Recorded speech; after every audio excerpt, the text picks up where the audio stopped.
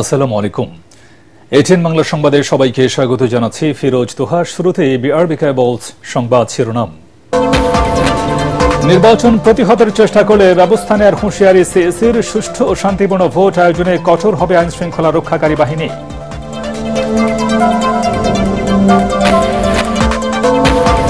50 থেকে 60% ভোট পড়লেই বাংলাদেশের আগামী সংসদ নির্বাচন অংশগ্রহণমূলক হবে, ডিকাব অনুষ্ঠানে বললেন জার্মান রাষ্ট্রদূত।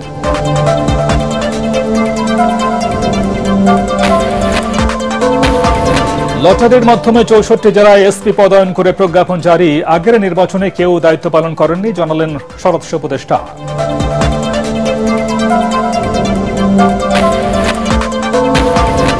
অবাধ ও সুষ্ঠু নির্বাচন নিশ্চিতে সরকারকে সব ধরনের কার্যকরী ব্যবস্থা নেওয়ার তাগিদ বিএনপির। খালেদা জিয়ার সুস্থতা কামনায় দোয়া প্রার্থনা।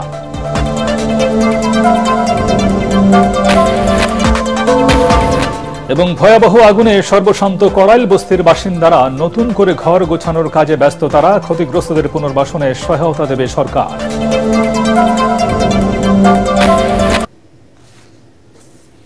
শুনছিলেন বিআরবি কেবলস সংবাদ শিরোনাম। এবারে বিস্তারিত।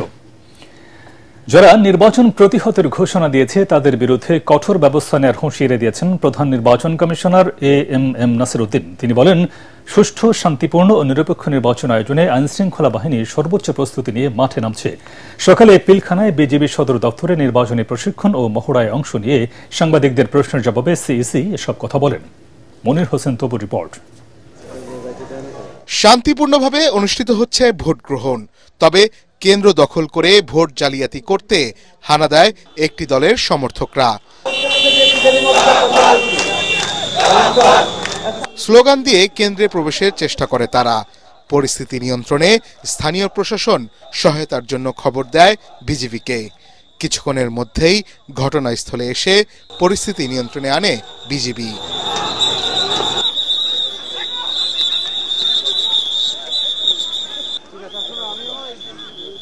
সাজানো এই ঘটনা বাস্তব না হলেও ত্রয়োদশ জাতীয় সংসদ নির্বাচনে আইন শৃঙ্খলা রক্ষা সবচেয়ে বড় চ্যালেঞ্জ।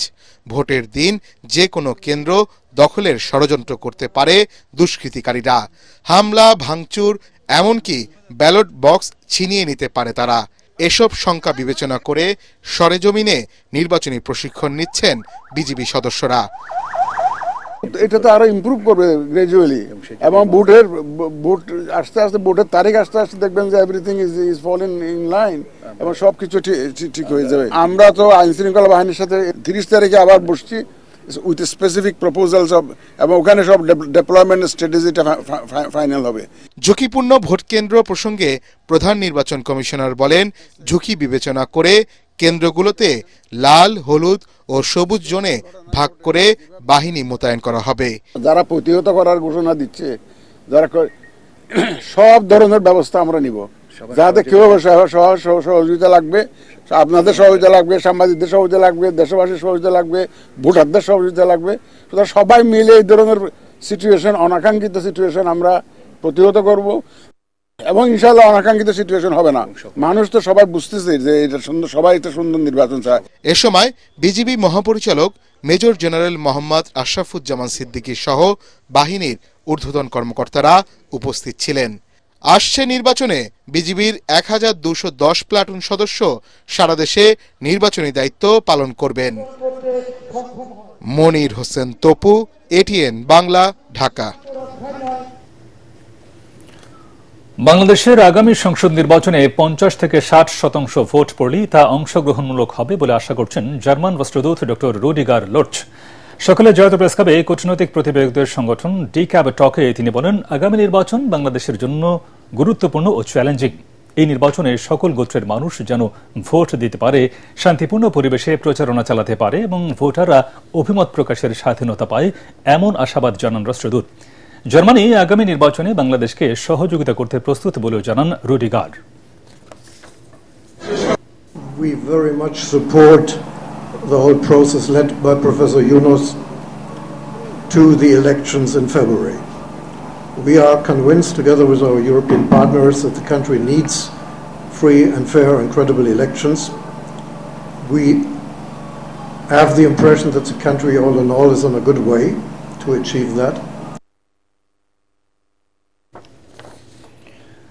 নির্বাচনকে সামনে রেখে ৬৪ জেলায় এসপি পদায়ন করে প্রজ্ঞাপন জারি করা হয়েছে। এর মধ্যে ১৮ জন নতুন ও ৪৬ জন বিভিন্ন জেলায় কর্মরত ছিলেন। এর আগে সচিবালয়ে সাংবাদিকদের স্বরাষ্ট্র উপদেষ্টা জাহাঙ্গীর আলম চৌধুরী বলেন, নিয়োগপ্রাপ্ত এসপিদের কেউ আগের নির্বাচনে দায়িত্ব পালন করেনি, মেধাবীদের কেউ বাদ পড়েনি। জেলার নিরাপত্তা বিবেচনায় ৩ ক্যাটাগরিতে এসপিদের দায়িত্ব দেওয়া হয়েছে বলেও জানান উপদেষ্টা। এসপিদের মতো ওসিদেরও লটারির মাধ্যমে পদায়ন করা হবে।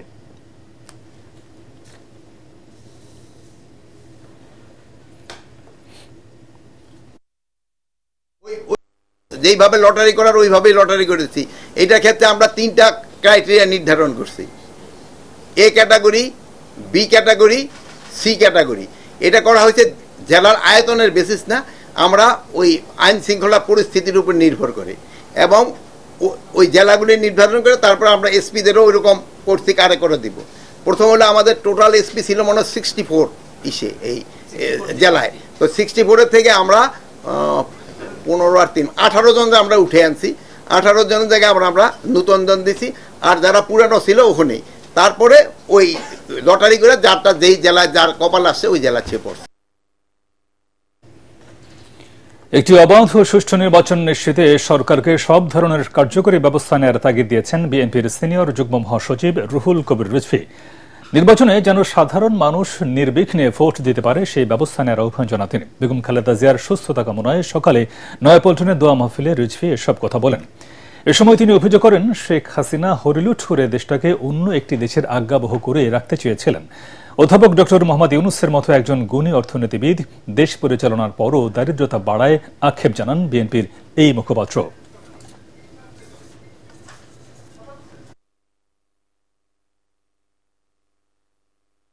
যেটা সরকারও অঙ্গীকার করেছেন সেই অনুযায়ী অবাধ সুষ্ঠু নির্বাচনের মাধ্যমে জনগণের সরকার প্রতিষ্ঠার যে অধিকার জনগণের, সেটা যাতে নিশ্চিত হয়।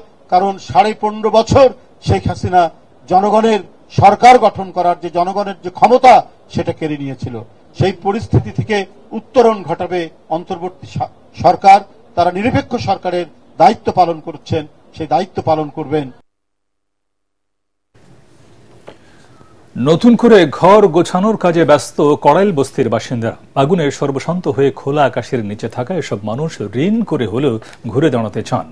ক্ষতিগ্রস্তদের পুনর্বাসনে সরকার প্রয়োজনীয় সব ধরনের সহায়তা দেবে বলে জানিয়েছেন প্রধান উপদেষ্টা ড মোহাম্মদ ইউনূস। গতকালের ভয়াবহ অগ্নিকাণ্ডে অন্তত 1500 ঘর পুড়ে ছাই হয়ে যাওয়ার ঘটনা তদন্তে 5 সদস্যের কমিটি গঠন করেছে ফায়ার সার্ভিস। মিজান শাহজাহানের রিপোর্ট। পরিসংখ্যান বলছে বর্তমানে প্রায় 3 কোটি মানুষের বসবাস রাজধানী ঢাকায়। মেগা এই সিটিতে বড় বড় অট্টালিকার সাথে আছে বস্তিও। এ যেন বাতির নিচে অন্ধকার। বনানী থানার আওতাধীন কড়াইল বস্তিতে 3 থেকে 4 মাস পরপরই আগুন লাগে, পুড়ে ছাই হয়ে যায় বাড়ি ঘর। তবে এবারের আগুন অন্য যে কোনো বারের তুলনায় ভয়াবহ। লিটন খলিফা বরগুনার আমতলীর এই দিনমজুর পরিবার নিয়ে কড়াইল বস্তিতে থাকেন 2 দশকেরও বেশি সময় ধরে। টিনের এই ছোট্ট ঘরটি তার ভালোবাসার ঠিকানা, কিন্তু মঙ্গলবারের আগুন পুড়ে ছাই করে দিয়েছে তার সেই শান্তির নীড়। আমার এই সুকেস, এই সেলাই মেশিন, ফ্রিজ, অর্ডার কিছুই আমি র্যাকট্রক কিছু বাইর করতে পারি নাই। আমার পরনের কাপড় চোপড়গুলো বাড়িতে নেই। আমি যে অবস্থায় আসলাম ওই অবস্থায় গেছি। সব হারিয়ে 2 চোখে অন্ধকার দেখছেন বস্তির প্রায় 1500 পরিবারের বাসিন্দারা। আগেরবার আগুনে পোড়ার পর ঋণ করে নতুন বাড়ি বানিয়েছেন কেউ কেউ। সেই ঋণ পরিশোধ না হতেই আবার গৃহহারা তারা। রিক্সা চালাইতাম, থাকতাম, খাইতাম, বাসায় আবার পাইছি না, সবকিছু বুঝে গেছে। একটা গাড়ি আছে লয়ে গেছে গা।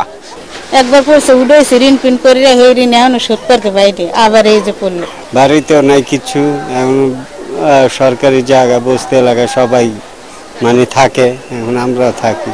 সরু রাস্তার কারণে কড়াইল বস্তিতে উদ্ধারকারী বাহিনীর যানবাহন প্রবেশের সুযোগ নেই।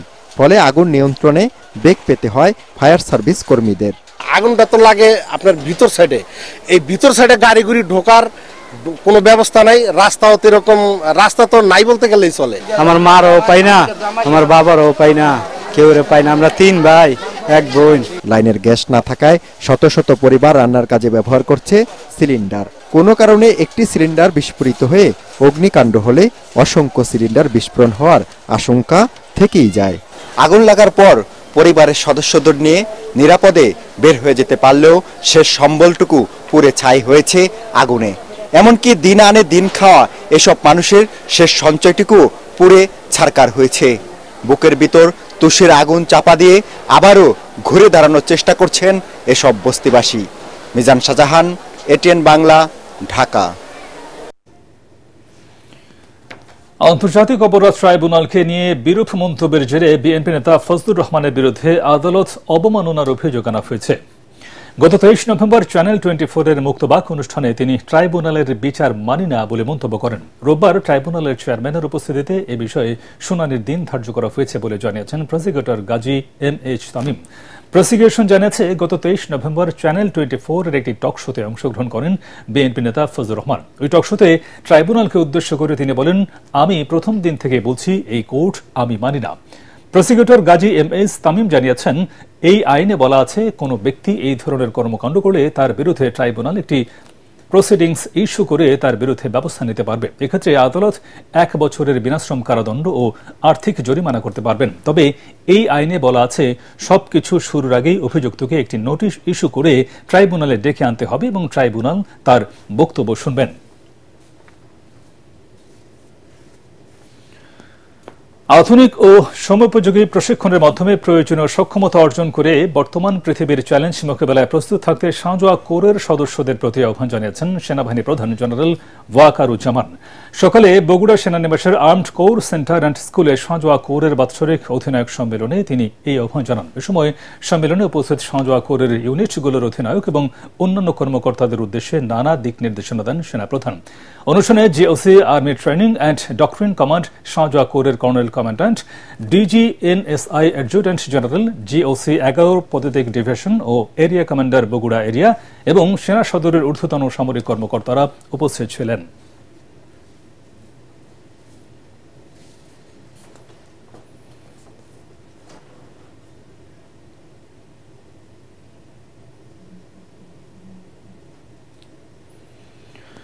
পুনরায় চাকরিতে বহালের দাবি জানিয়েছেন 2007 সালে পুলিশে নিয়োগ বঞ্চিতরা। জাতীয় প্রেস ক্লাবে সংবাদ সম্মেলনে তারা বলেন, 2007 সালে 536 জন পুলিশ ও 221 জন সার্জেন্ট প্রার্থী বৈষম্যের শিকার হয়েছে। তাই অনতিবিলম্বে চাকরিতে যোগদানের অনুমতি চেয়েছেন তারা। জানান, স্বরাষ্ট্র মন্ত্রণালয়ের সুপারিশে আইন, বিচার ও সংসদ মন্ত্রণালয়ে কমিটি গঠন করা হলেও 6 মাসেও এর কোনো সুরাহা মেলেনি। তাই অবিলম্বে অন্তর্বর্তী সরকারকে সুষ্ঠু পদক্ষেপ নেওয়ার আহ্বান জানান তারা।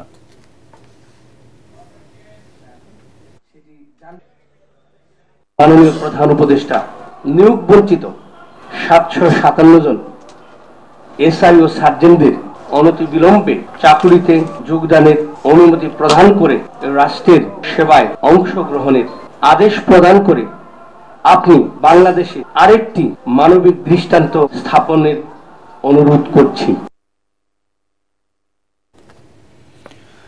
চট্টগ্রাম বন্দরের নিউ মোরিং কন্টেইনার টার্মিনাল এনসিটিডিপি ওয়ার্ল্ডকে ইজারা দেওয়ার চেষ্টার প্রতিবাদ ও লালদিয়া ও পানগাঁও ইজারা চুক্তি বাতিলের দাবিতে অবরোধ কর্মসূচি পালন করেছেন শ্রমিক কর্মচারীরা। সকাল 10টা থেকে বেলা 11:15 পর্যন্ত নগরীর বড়পোল মোড়ে এই কর্মসূচি পালিত হয়। এ সময় মা মাটি মোহনা, বিদেশিদের দেব না, এই স্লোগান দেন শ্রমিকরা।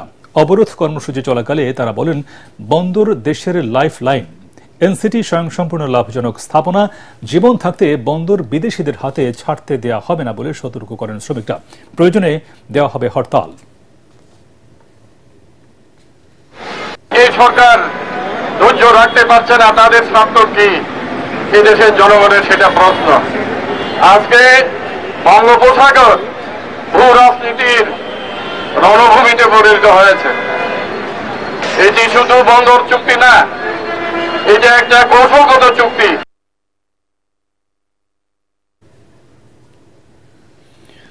হবিগঞ্জ ও সীমান্তবর্তী শেরপুরে প্রচণ্ড শীত ও ঘন কুয়াশায় জনজীবন বিপর্যস্ত হয়ে পড়েছে। অগ্রহায়ণের শুরুতেই এসব জেলায় তাপমাত্রা কমে যাওয়ায় সন্ধ্যা থেকে সকাল পর্যন্ত ঘন কুয়াশায় সড়ক মহাসড়কের দৃষ্টিসীমা প্রায় শূন্য হয়ে পড়ছে। ফলে দুর্ঘটনার হার বেড়েছে এবং যানবাহন চলছে ধীর গতিতে। শীতে কাবু হয়ে পড়া সাধারণ মানুষ আগুন জ্বালিয়ে উত্তাপ নিচ্ছেন, আর অনেকে গরম কাপড়ের অভাবে ভাসমান দোকান থেকে পুরনো কাপড় কিনছেন। শেরপুরের শ্রীবর্দী, ছিনাইগাতি, নালিতাবাড়ি সহ পাহাড়ি ও চরাঞ্চলে কনকনে হিমেল হাওয়ায় নিম্ন আয়ের মানুষ সবচেয়ে বেশি দুর্ভোগে পড়েছেন।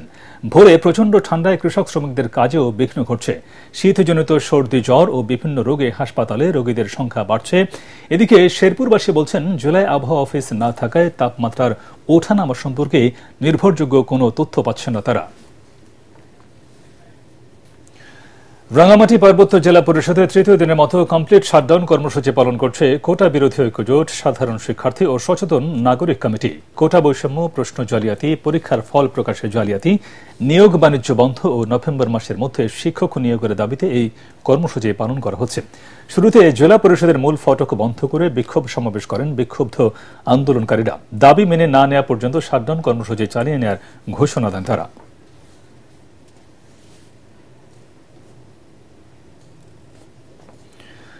দ্রুত গতিতে এগিয়ে চলছে খাগড়াছড়ি দীঘিনালা সড়ক প্রশস্তকরণ কাজ। সড়ক ও জনপদ বিভাগের আওতাধীন এই প্রকল্পের ব্যয় ধরা হয়েছে 34 কোটি 63 লাখ টাকা। সংশ্লিষ্টরা বলছেন, এই কাজ শেষ হলে সাজেক যাওয়ার 3 দশকের ভোগান্তির অবসান হবে।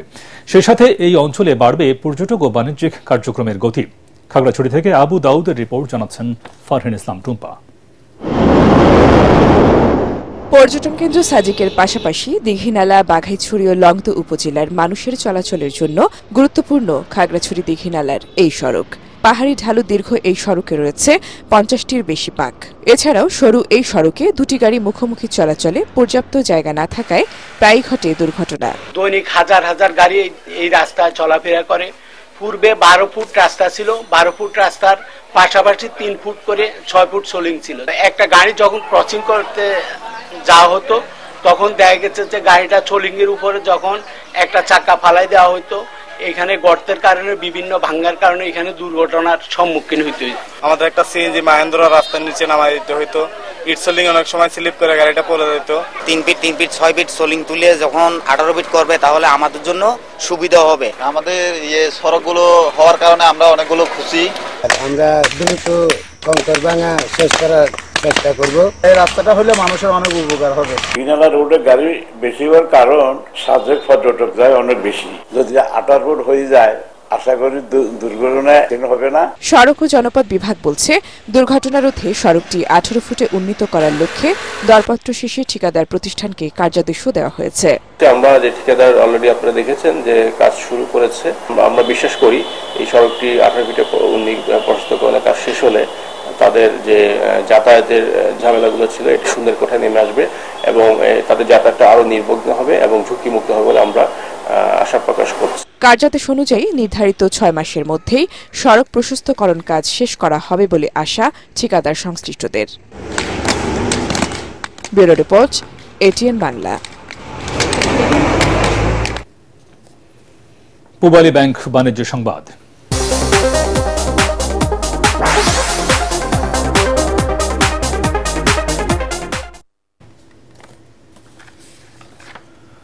জয়পুরহাটে হিমাগারে রাখা আলুর দাম আবারও কেজি প্রতি 3 থেকে 4 টাকা কমে গেছে। দাম কমে যাওয়ায় বিপাকে পড়েছেন কৃষক ও ব্যবসায়ীরা। এবছর জেলার 21টি হিমাগারে প্রায় 2,07,000 মেট্রিক টন আলু মজুদ রাখা হয়েছিল। তবে শুরু থেকে দাম না থাকায় পর্যাপ্ত আলু বিক্রি করেনি কৃষকরা। তাই এখনও হিমাগারে রয়েছে হাজার হাজার বস্তা আলু।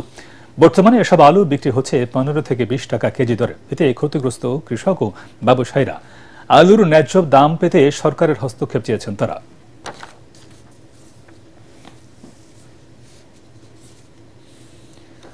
লিবিয়া থেকে যুদ্ধের কারণে শূন্য হাতে ফিরে আসার পরও হাল ছাড়েননি মাগুরার সজীব মণ্ডল। দারিদ্র্য ও হতাশার মাঝেও নতুনভাবে পথ খুঁজতে তিনি বেছে নেন শশা চাষকে। 2 বিঘা জমিতে আধুনিক মাচা পদ্ধতিতে চাষাবাদ শুরু করে এখন প্রতিদিনই পাচ্ছেন ভালো ফলন এবং আয়। সজীবের এই প্রত্যাবর্তনের গল্প এখন এলাকায় অন্য কৃষকদেরও অনুপ্রাণিত করছে। মাগুরা প্রতিনিধি সুজন মাহমুদের রিপোর্ট, জানাচ্ছেন জাহেদুল আলম।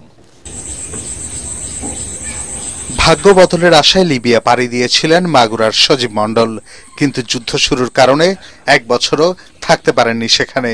শূন্য হাতে দেশে ফিরে পড়ে যান দারিদ্র্য আর হতাশায়। তবে হাল ছাড়েননি, শেষ ভরসা হিসেবে বেছে নেন কৃষিকে। 2 বিঘা জমিতে শুরু করেন শশা চাষ। লিবিয়ায় দেখা মাচা পদ্ধতিতেই শুরু করেন চাষাবাদ।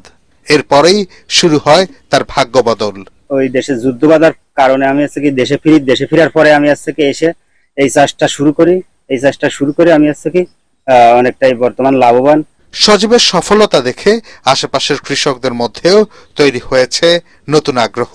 এই চাষটা প্রায় 2 বিঘা জমিতে আছে এবং এর ফলন মোটামুটি ভালো হয়েছে। 6 বছর ধরে সজীব মন্ডল এই ক্ষেত করতেছে, ভালো লাভবান হয়েছে। এই দিয়ে সবাই কিন্তু এই ক্ষেত করতে। সজীব মন্ডলের চাষ দেখে আমাদের গ্রামে আরো অনেকেও চাষ করতেছে, বাজারে ভালো পাচ্ছে, সবাই লাভবান হচ্ছে। কৃষি কর্মকর্তারা বলছেন, আধুনিক পদ্ধতিতে শশা চাষ করলে উৎপাদন বাড়ে, কৃষকও লাভবান হন। বর্তমানে কেউ আধুনিক উপায়ে চাষাবাদ করে তাহলে তার বিদেশ যে স্বাবলম্বী হওয়ার দরকার নেই এবং সে দেশেই উৎপাদন বাড়াতে পারে এবং দেশের প্রয়োজনে কাজ করতে পারে। বিদেশ থেকে শূন্য হাতে ফিরেও হাল না ছাড়া সজীব মন্ডল প্রমাণ করেছেন, পরিশ্রম আর সঠিক পরিকল্পনা থাকলে নিজের দেশের মাটিতেই বদলে দেয়া যায় ভাগ্য। Bureau report, ATN Bangla. এবার অর্থ সংবাদ।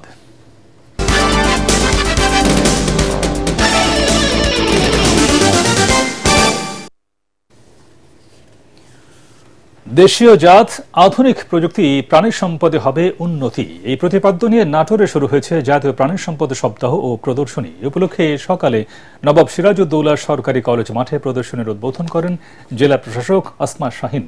অনুষ্ঠানে পুলিশ সুপার তারিকুল ইসলাম, এনএস সরকারি কলেজের অধ্যক্ষ প্রফেসর আব্দুল বারী মির্জা ও জেলা প্রাণী সম্পদ কর্মকর্তা সেলিম উদ্দিন উপস্থিত ছিলেন। সপ্তাহব্যাপী প্রাণী সম্পদ মেলায় জেলার 7টি উপজেলা থেকে দেশীয় জাতের গরু, ছাগল, ভেড়া, মুরগি ও কবুতর সহ 30টি স্টল স্থান পেয়েছে।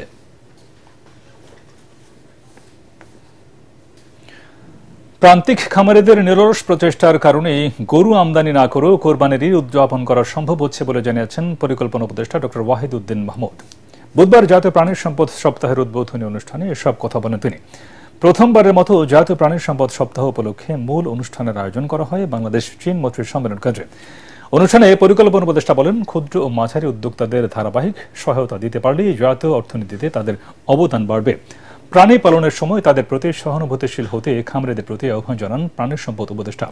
খামারিদের বিভিন্ন অসুবিধা দূর করতে সরকার কাজ করে যাচ্ছে বলেও জানান উপদেষ্টা ফরিদ আখতার।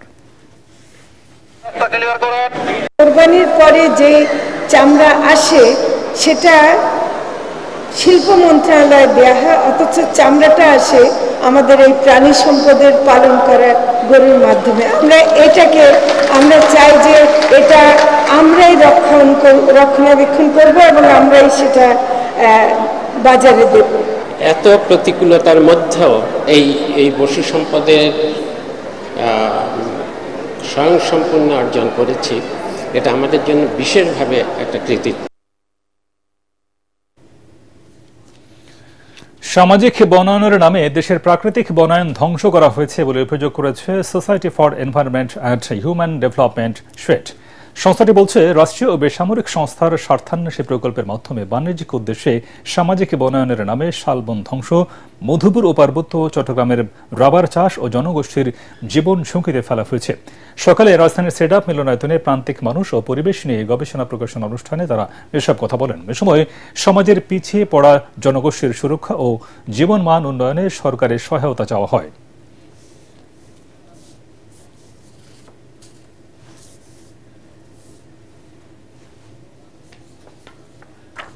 এবার খেলার খবর।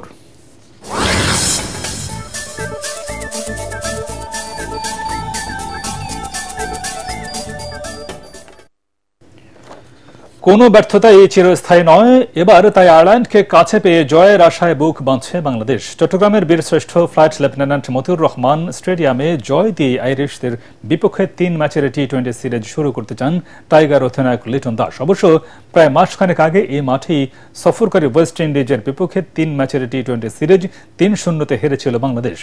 আগামীকাল সন্ধ্যা 6টায় শুরু হবে সিরিজের প্রথম টি-20। তার আগে ট্রফি উন্মোচন অনুষ্ঠানও হয়ে যায় বন্দরনগরী চট্টগ্রামে।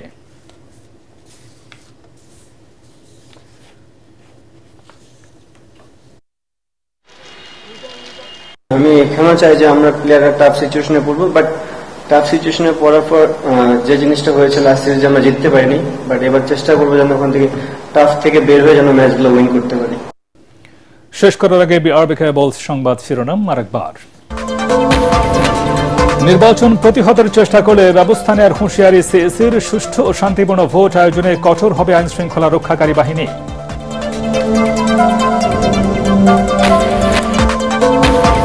50 থেকে 60% ভোট পড়লেই বাংলাদেশের আগামী সংসদ নির্বাচন অংশগ্রহণমূলক হবে, ডিকাব অনুষ্ঠানে বললেন জার্মান রাষ্ট্রদূত।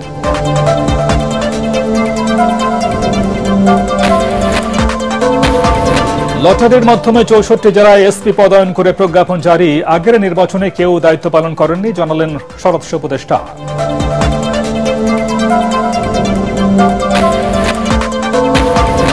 অবাধ ও সুষ্ঠু নির্বাচন নিশ্চিতে সরকারকে সব ধরনের কার্যকরী ব্যবস্থা নেওয়ার তাগিদ বিএনপির। খালেদা জিয়ার সুস্থতা কামনায় দোয়া প্রার্থনা।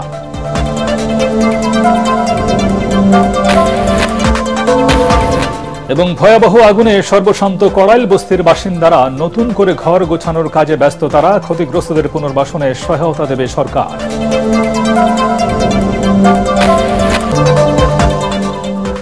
পরবর্তী সংবাদ দেখার আমন্ত্রণ জানিয়ে এখনকার মতো শেষ করছি। আর এটিএন বাংলা সংবাদ ইউটিউবে দেখতে ব্রাউজ করুন, youtube/ATN Bangla News। ধন্যবাদ সবাইকে।